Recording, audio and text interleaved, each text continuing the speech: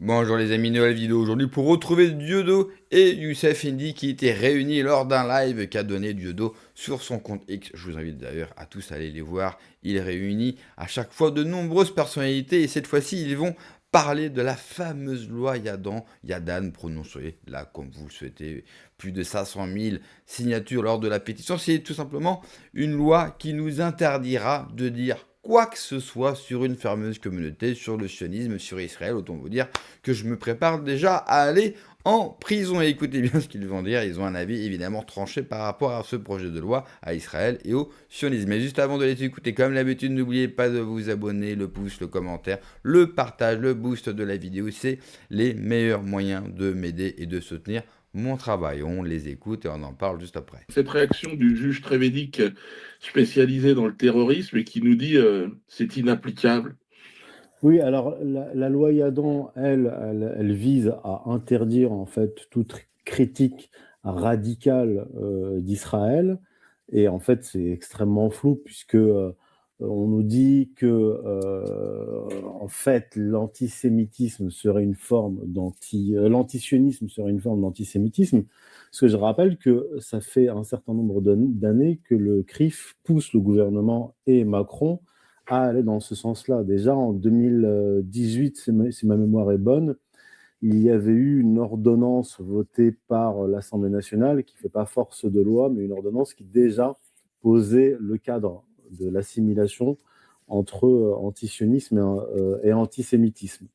Et ce dont parle le juge Trévidic, c'est lié à cela, mais ce n'est pas exactement la même chose, parce qu'en fait, on est déjà dedans, là, ce n'est pas la loi Yadan, c'est effectivement passer du délit d'opinion, ou en tout cas de ce qui relève de la 17e chambre, au parquet antiterroriste. Ouais, c'est ça. On l'a vu dans l'affaire récente qui concernait d'ailleurs une Iranienne qui avait été condamnée, ainsi que d'autres personnes qui avaient fait, avant même d'être jugées, entre 8 et 11 mois de détention préventive. Eh bien, ils ont été traités comme des terroristes, alors qu'en temps normal, ça relèverait du droit de la presse. Donc, en fait, pour des publications, pour des commentaires sur Telegram, etc. Et donc, l'un d'entre eux a eu droit au raid qui a défoncé la porte de son appartement à 6 heures du matin, tabassage, braquage avec un fusil à pompe, etc. Donc, on est déjà dedans. On est déjà dedans. Aujourd'hui, on peut être arrêté, avoir une visite musclée du raid pour des publications sur Twitter ou sur Telegram. Et avec la loi Yadan, ça irait encore plus loin. C'est-à-dire qu'on assimilerait la critique d'Israël ou une critique radicale d'Israël, puisqu'en fait, ça sera à la gueule du client, ça sera à la gueule du client, et ce sera en fonction de ce que les organisations ou le ministre de la Justice estiment être des gens dangereux.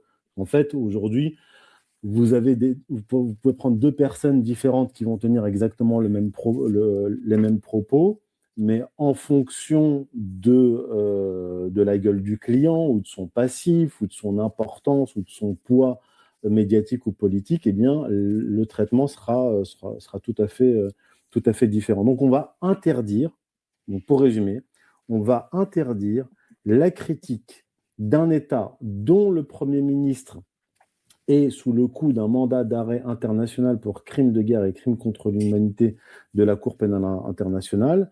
Et on va condamner la critique d'un État qui est pas condamné, puisqu'en fait la Cour internationale de justice ne condamne pas, mais il y a eu plusieurs ordonnances de la Cour internationale de justice qui reconnaissent, qui disent, ces ordonnances, que l'État d'Israël viole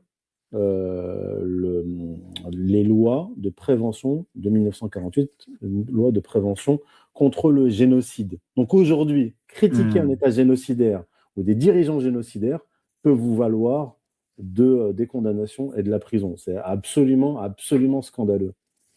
Ouais, puisque ce qui est remarquable, c'est cette notion d'implicite, c'est-à-dire apologie implicite. C'est-à-dire que le juge va être confronté. Alors, est-ce que le fait de s'appeler Youssef, par exemple, de manière implicite, ça n'indique pas que tu soutiens le terrorisme, de manière implicite?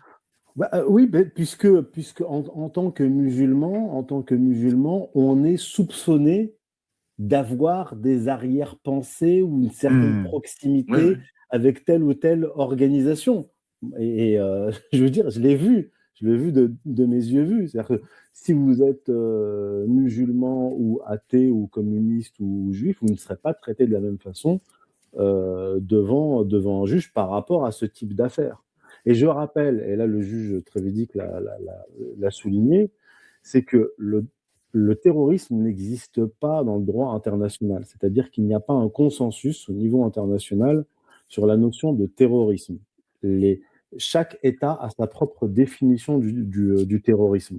C'est pour ça que c'est très compliqué pour l'État français, pour la justice française, de statuer sur ce genre d'affaires sans sortir du droit international, puisque quand on lit les documents, les résolutions de l'ONU, la Cour internationale de justice, reconnaît aux Palestiniens le droit de se défendre donc, contre l'occupant, contre le colon, en utilisant les armes. C'est ce que dit le droit international. Mais si vous descendez au niveau national, au niveau français, le fait de prendre position pour des organisations palestiniennes qui sont considérées par l'Union européenne ou la France comme des organisations terroristes, eh bien, en fait, vous êtes.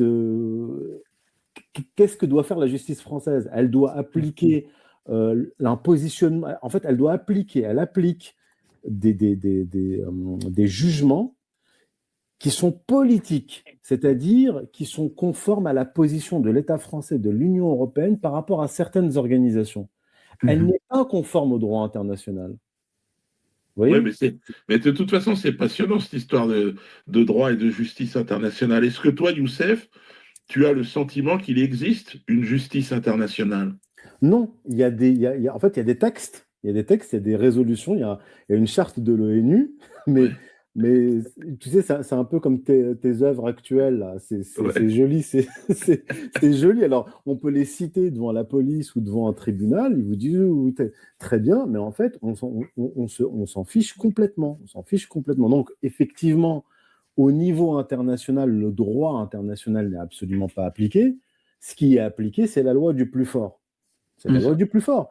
Donc aujourd'hui, si vous voulez vous faire respecter au niveau international par les États-Unis ou par Israël ou par n'importe quel État qui exerce la loi du plus fort, eh ben, vos résolutions de l'ONU, vos textes de loi, vous pouvez vous asseoir dessus.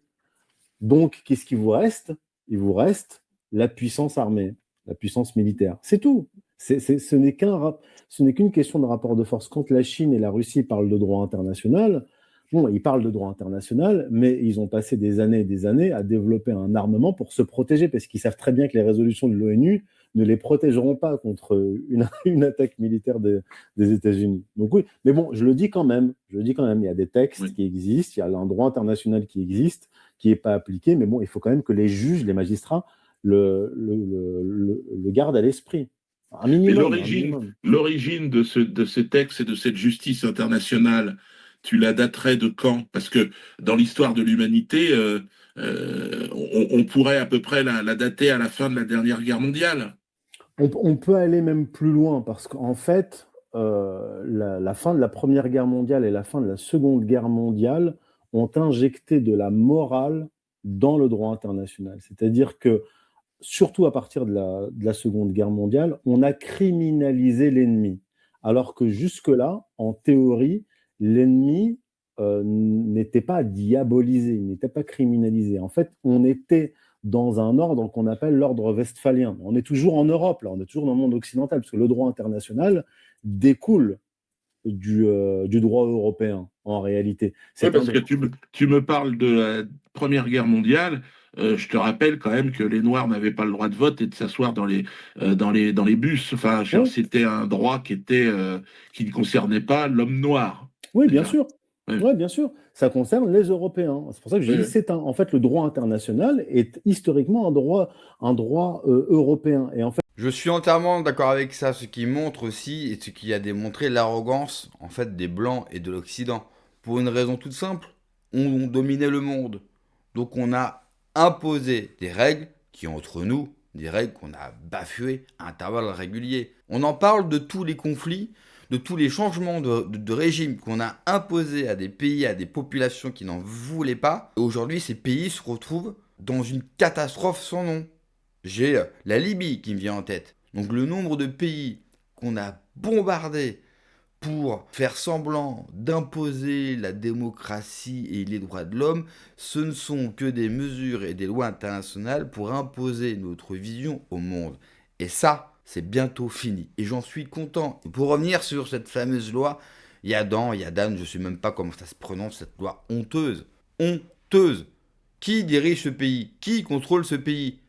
Une minorité contrôle ce pays et veut nous imposer une loi? Mais c'est quand même extraordinaire. Déjà, qu'on avait CNews européen qui nous parle d'antisémitisme le matin, le midi et le soir, bientôt on ne pourra plus en parler. Bientôt, il faudra tous qu'on s'abaisse face à une communauté qui, je vous le rappelle, ne représente que 1% de la population française. Donc on va voter une loi qui nous interdit de faire quoi que ce soit. Ce qui veut dire que Dieudo, Soral, moi-même ou d'autres, on ne pourra plus critiquer sur Internet l'État d'Israël. On parle de l'État, on ne parle pas forcément de la population, de personnes, de nos religions. On parle de la politique extérieure d'un État. Ils ont voulu un État, eh bien, nous sommes en droit de critiquer cet État comme on peut critiquer n'importe quel pays dans le monde. Le problème, c'est que ce pays a une politique extérieure de merde qui met le feu dans une région et qui peut nous emmener dans une troisième guerre mondiale, qui peut nous emmener et qui a l'attention, si vous écoutez vraiment ceux qui dirigent ce pays, ils veulent nous emmener dans l'apocalypse. Vous vous rendez compte que tous ceux qui ont fait des vidéos sur la politique israélienne, si cette loi passe, un conseil que je leur donne, et ce conseil vaut évidemment pour moi, pardon pour le micro qui n'a rien demandé, agression de micro en direct, faire ou vouloir que le sionisme disparaît, que le sionisme politique disparaît, c'est au contraire vouloir le bien des juifs. Parce que le sionisme les fait passer, leur donne évidemment une mauvaise image et les met en danger. Donc c'est même tout le contraire à mon sens. Merci d'avoir regardé la vidéo les amis. N'oubliez pas comme d'habitude de vous abonner, le pouce, le commentaire, le partage, le boost de la vidéo. Prenez soin de vous, que Dieu vous protège. Allez, ciao.